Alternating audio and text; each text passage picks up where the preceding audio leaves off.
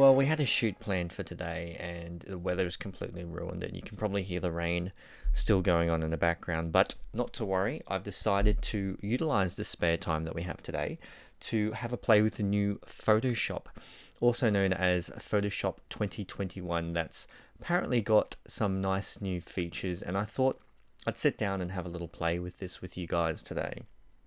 Now, first of all, whilst I do push buttons for a living on cameras and in the Photoshop, I am not a technical Photoshop educator and I'm not a technical Photoshop expert.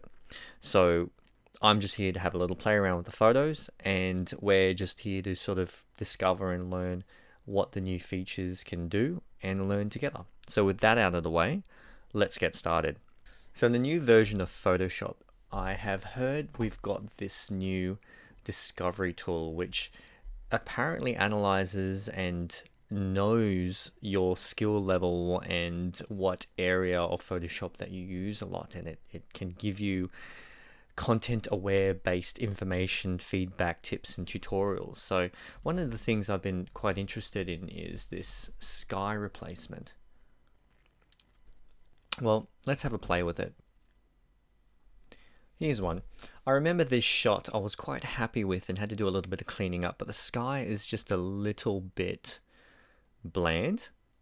By the way, congratulations to this guy here for winning his 92nd Formula One race. Okay, so sky replacement. Now I'm kind of just learning as I go along here with you guys as well. We can shift this.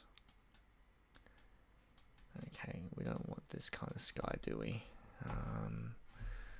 Let's just see. Let's make a new layer to start with.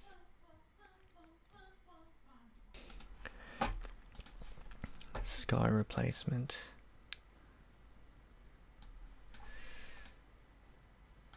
Okay. Right, so here I can already see something a little bit different to what we had in Lumina. I can move this around. This must be for masking, and this must be to move the entire canvas around. This must be to zoom in, yeah. I like using the keys. So let's try and see. Right, so we've got different folders, and I assume you can add your own sky. Yes, we can. We can add our own unique sky. What kind of sky do we want? Oh, that is very punchy.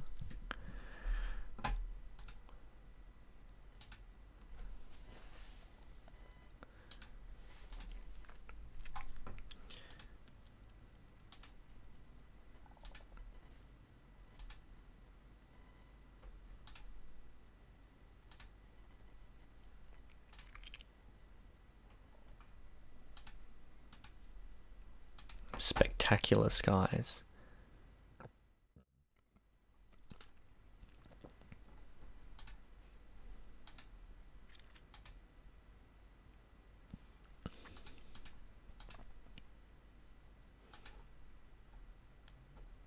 I kind of feel like we should just do something a little bit subtle. Yeah, that's very subtle, isn't it? Maybe this one. Let's see.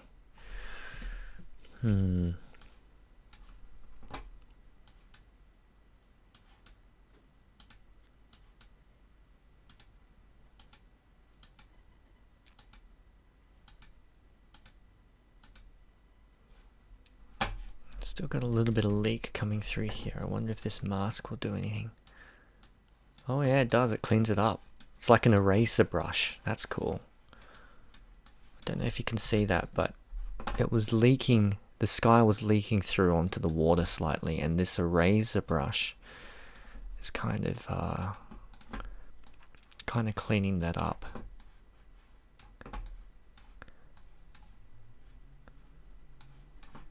Can toggle preview on and off. So you can see it actually affects the foreground as well. It matches the color slightly with the sunset. That's what Luminar did as well. Now I'm a little bit concerned about this side on the right hand here. Oh, okay, that's very fake. We need to have that horizon line blend in better. Yeah, that's better. It's more like it.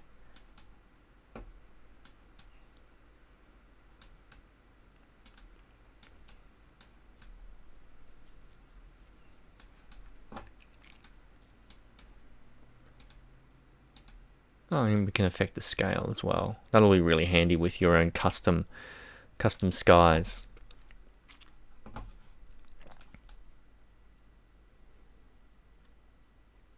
There we go.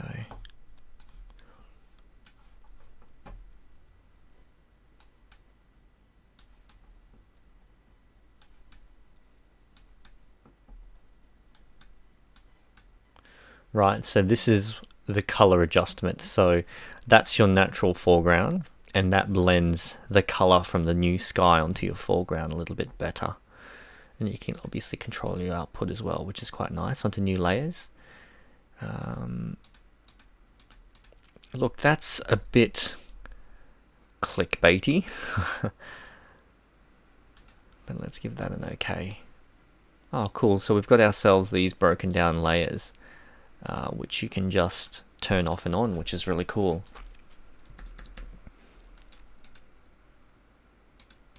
Very easy sky replacement. I think it's safe to say that I have played with Luminar, which is the non-AI version of Luminar. So it's about a year old with Luminar, and that had a sky replacement feature, which I didn't really like using all that much. But what I will say is that it seems to be a lot of these third-party apps that you pay for, like Luminar, Topaz Labs, they introduce these early features. They introduce these new, sometimes novel, but sometimes really useful early features as a third-party app that you pay for. But inevitably, if it is a good feature, after a couple of months to a couple of years, the Photoshop engineers will inevitably add it natively to their Photoshop program, which seems to be what they have done here. This does seem to be more powerful than the Luminar sky replacement feature that I saw before. I mean, first of all, it's just nice to have that natively work in Photoshop, but I have to say, when it comes to sky replacements, I like to make it more subtle. I'm more in favor of adding clouds, actually, and changing the sky in terms of the cloud features rather than changing the sky altogether. I don't like doing drastic composites because unless you can make it look really, really, really subtle, I'm just not a fan of that look and feel.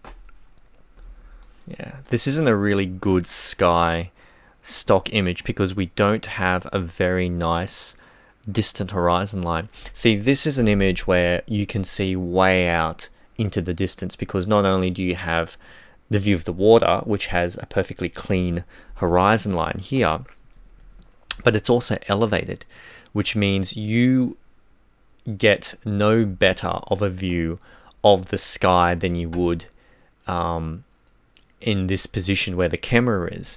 So consequently, if you want to replace the sky, you need to have just as clean of an image of a sky that goes right down to the horizon line on the bottom as you possibly can to do a sky replacement here. And that's the reason why, a little bit of photography psychology 101 here, that's the reason why these other areas of the sky blends in quite nice and realistically to the photo, even over here where you don't see where it disappears off into the horizon line so well. But here, that's not right. That looks fake to me. And there's nothing I can really do in the Photoshop settings because the sky stock image itself supplied doesn't have a horizon line that goes off into the distance well enough. But it's just cool to play around with, and that's all we're doing today. Okay, let's play with something else.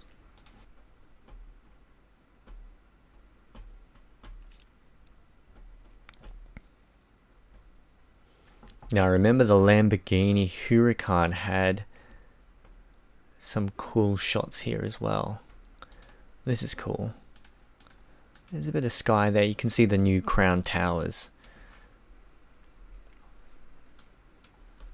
Okay, this is going to be a little bit more subtle, and you can't see so much of the distant horizon of the sky in this shot. So theoretically, we should be able to get away with more stock images. We can be less picky about the stock images of skies to throw in on this shot than before. Last shot's a really bad example for sky replacement because, as I said, you have such an unobscured view of the horizon line that you need really a perfect stock image of a sky to replace it.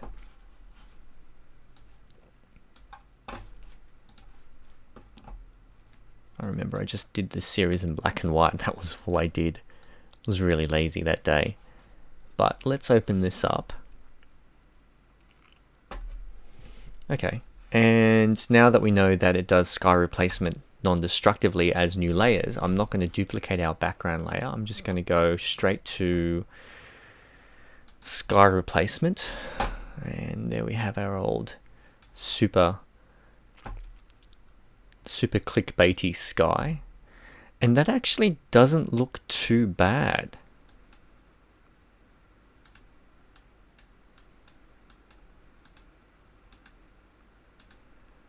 That's kind of cool. Oh, that's right, we can move it around as well.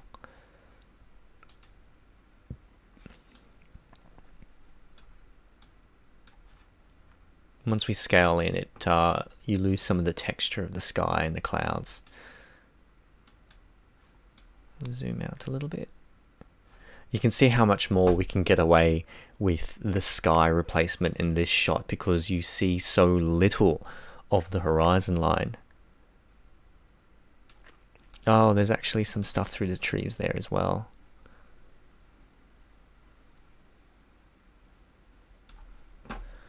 Let's try some different skies.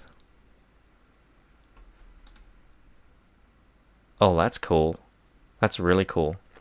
It's not an ideal look because it was obviously a sunny day, but that's a very realistic sky replacement if I've ever seen one. Effortless, just like that. That's really cool. I'll zoom in a little bit more so you guys can see.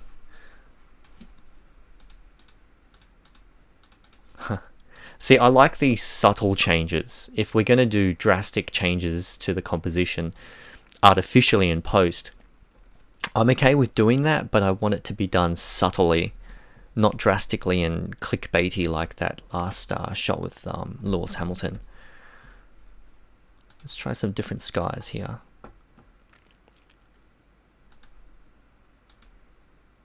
Many of these work really well. Oh, I quite like that one.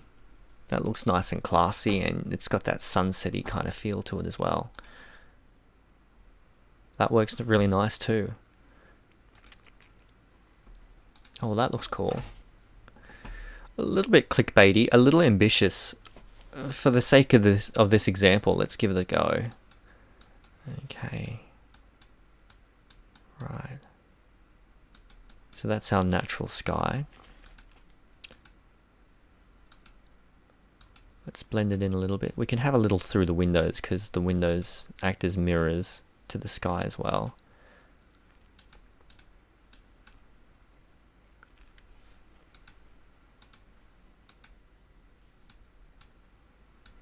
I like doing it subtle. You would probably do this differently, but... Oh, I forgot we can increase the scale.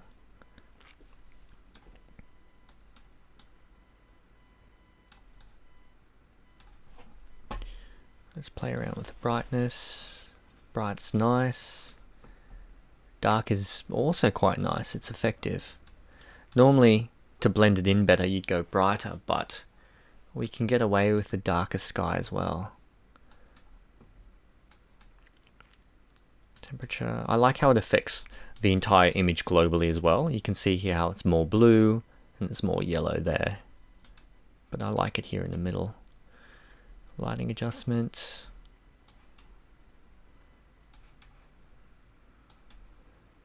That's a little bit better.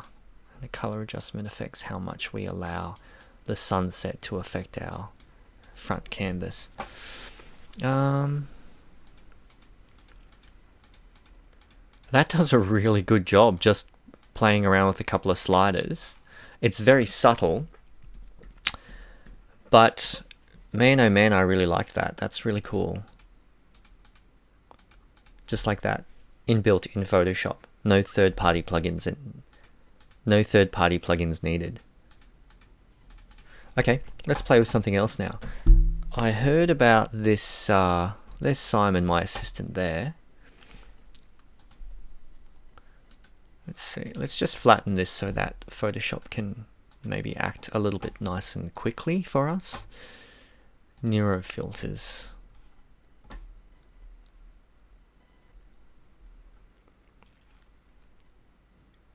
It doesn't seem to detect the face. Superzoom. I read about this. Let's give this a go.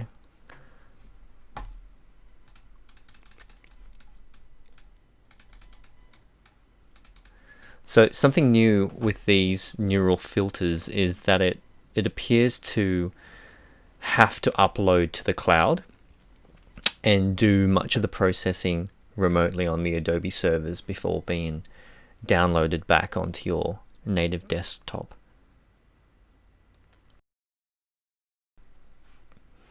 Okay, so that took ages to do. Mind you, I zoomed in like 10 times zoom or something like that. But this here is... So what I've done is this here. This is the original full canvas. And this is me zoomed right in on the shot. And this is just like a digital extrapolation of the image in Photoshop. I just simply scaled it up. So you can see the aliasing around here, around the glasses in particular. And you can see the pixelation around the ears. And then here, that's with the neural filter to do a super zoom. And it's not perfect. You can see some weird artifacts up along here at the top. And as well here where the GoPro mount is as well.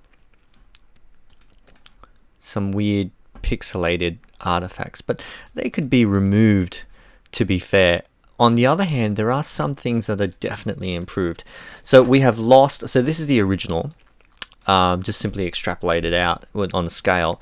And you can see that there is some texture of the suction cup of the GoPro here. And you can see in the neural filter, much of those textures are gone and they've introduced a lot of these pixelated artifacts. Now, mind you, I've done this test to the extreme because I'm just mucking around. I'm not being kind to this new Photoshop feature at all. But having said that, something I am impressed with, the skin texture is okay. The edges are better. What I am impressed with is how much it has recovered this GoPro mount. You can see how pixelated this is here. I'm zoomed in at 200% even further in after cropping in that far with the super zoom. So there's a GoPro here and there's the GoPro mount swivel and knobs around there, and you can see that is improved. Obviously you would brush away these pixelated areas, but it seems to do a good job at artificially dithering the aliasing effect of certain features in certain areas better than faces. On the other hand, you can see here with the Lamborghini Huracan front bonnet or hood, the line is, it's arguable if it's an improvement or not. It's definitely cleaner. So what it's done is it's removed much of the noise of zooming in. So it's cleaned up a lot of the noise. It's cleaned up the lines, but it's also introduced some new artifacts of its own. Looking at it from further away, it is definitely an improvement, I reckon. Yeah, looking at it further away, which is more realistic, because come on, if you're going to do If you're going to extrapolate an image and you want to zoom in more, or you want to blow up a 30 megapixel image like as if it's a 100 megapixel image, you're going to zoom in and blow it up and use this feature, but you might not use it nearly as heavily and as abusively as what I've done here. In other words, your results may vary. Let's play around with the next thing. Now, I remember shooting the thumbnail for this Sigma lens and it was covered in dust. Look at that. So let's open this and you can see all this tumultuous dust. Now, there's this new content aware filter, like a shortcut. There we go, right there. So what I would do in the past is I would do fill, content aware, and just like that. That's what I would do. And this new update of Photoshop, all it seems to do, while I make sure that I'm just adding to the selection, is it just simply acts as a shortcut. Oh, okay, so we've actually got a preview of the content aware mask. So you can use this to help it determine what you want to content aware it with, which is really cool. So obviously Photoshop realizes that I'm not the only one who likes to select and content aware little bits of dust and sensor dust, I assume, as well. And they've just made it easier as a quick shortcut. So evidently that's just a little practical improvement to make our lives just that little bit easier. Let's see how many of these I can do before I run out of patience. It's getting close. I hate doing these things. It just sucks. Okay, I could be doing this forever, so let's just call it right there and give it a go. Content aware, enter.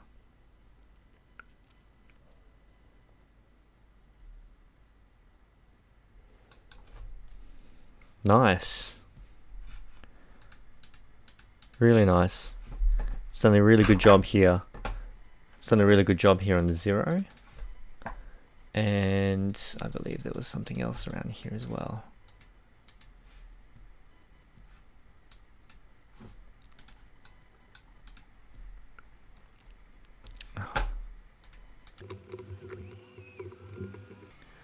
So obviously I ran out of patience, but you can see Photoshop is quite capable at this. Just out of curiosity, let's see how well it does these more complex lines.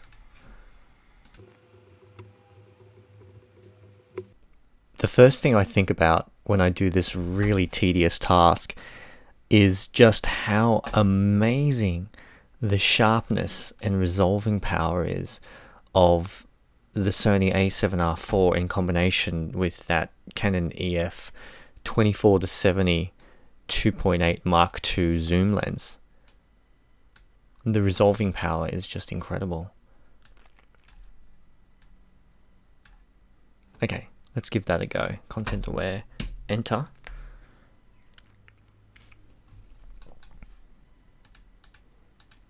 Excellent job.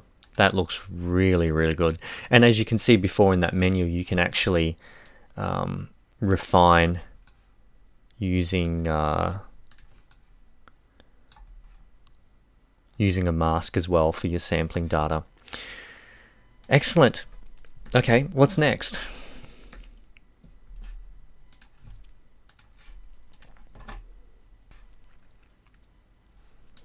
So I've also read we've got this new color grading. So this reminds me a lot of DaVinci Resolve color grading wheels, or it's actually in Premiere Pro more recently as well.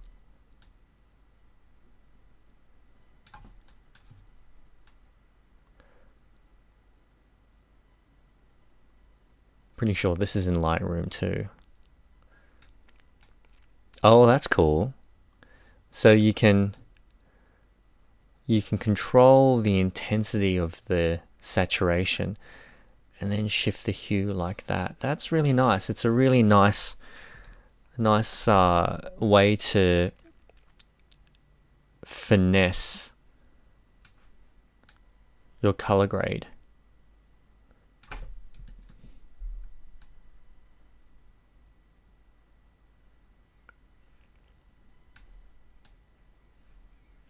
I'm just having a play around here. I have no idea what I'm doing, by the way.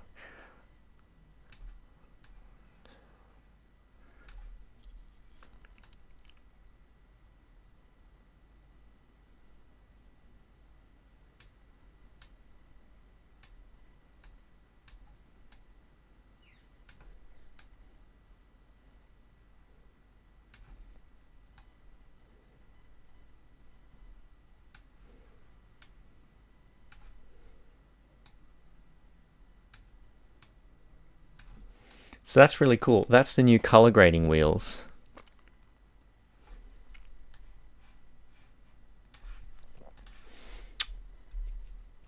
Last but not least, of course, I want to play with our neural filters with the face. I've seen the trailers for this.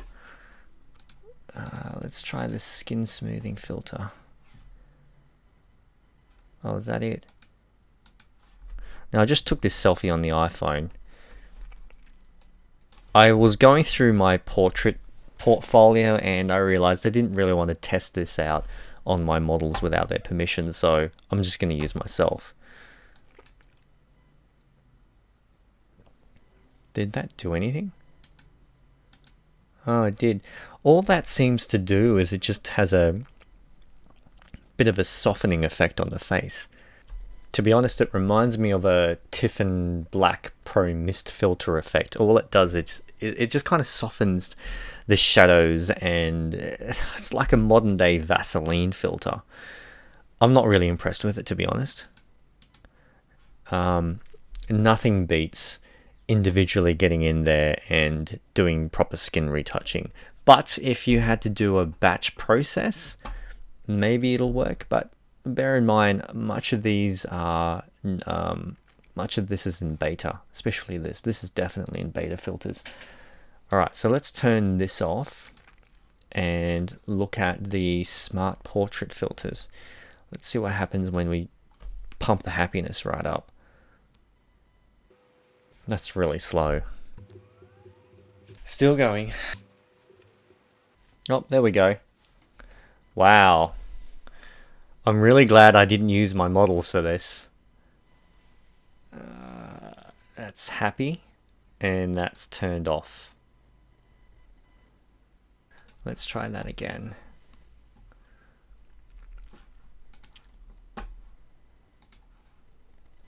Let's try angry.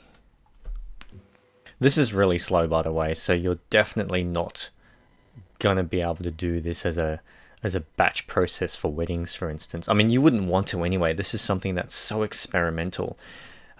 You could definitely ruin someone's face in their wedding album. So you would use this, if at all, incredibly sparingly, maybe to save a photo. Maybe you've got an angry cousin, aunt, sister-in-law, and that you really don't like, and you're using these filters on them just because she's angry in the background and you might want to make her smile a little bit more. Let's try this facial aging.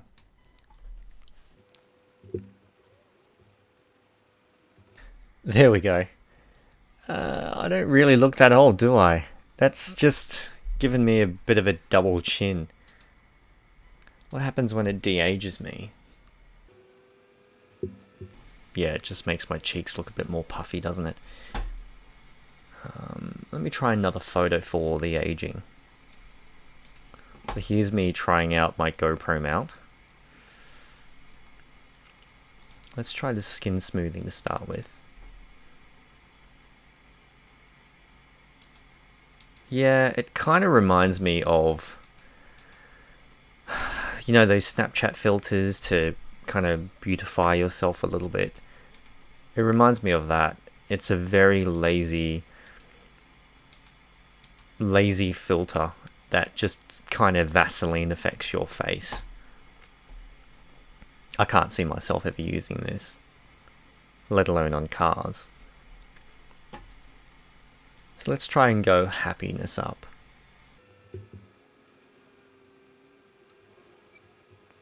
Oh, that's not too good.